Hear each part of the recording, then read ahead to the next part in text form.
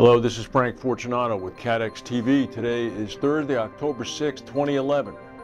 Well, we've been talking about this for a few days now, but Insurance Insider is reporting that Lloyd's Performance Management Director Tom Bolt appears to have struck a compromise over controversial proposals, not so controversial, regarding offshore energy liability underwriting.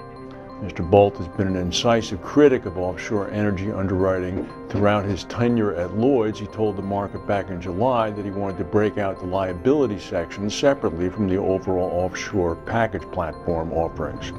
We do not yet know what the details of this agreement are. The only people reporting it are the insider, and we're looking. Meanwhile, there was a 6.2 earthquake in northern Argentina this morning. It triggered panic in buildings. The epicenter was about 90 miles northeast of the city of Salta. Local media said that the tremor was felt across much of northern Argentina. There's an interim report out on the A330 Airbus, which was Air France Flight 447 that crashed in the South Atlantic. Apparently, the Air France crew reacted badly to an autopilot shutdown and misread instruments, including a gauge indicating how fast the plane was descending as it plunged into the Atlantic. The junior co-pilot yelled out, "I've lost VSI," which is vertical speed indicator, which means up and down.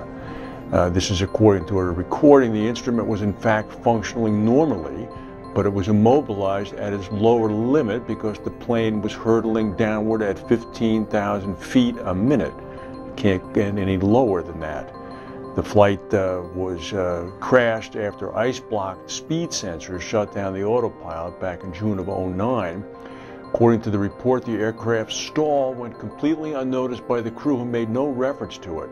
Faced with unusual readings, the two co-pilots, sitting alone at the controls while the captain was on a rest break, rejected the readings en masse.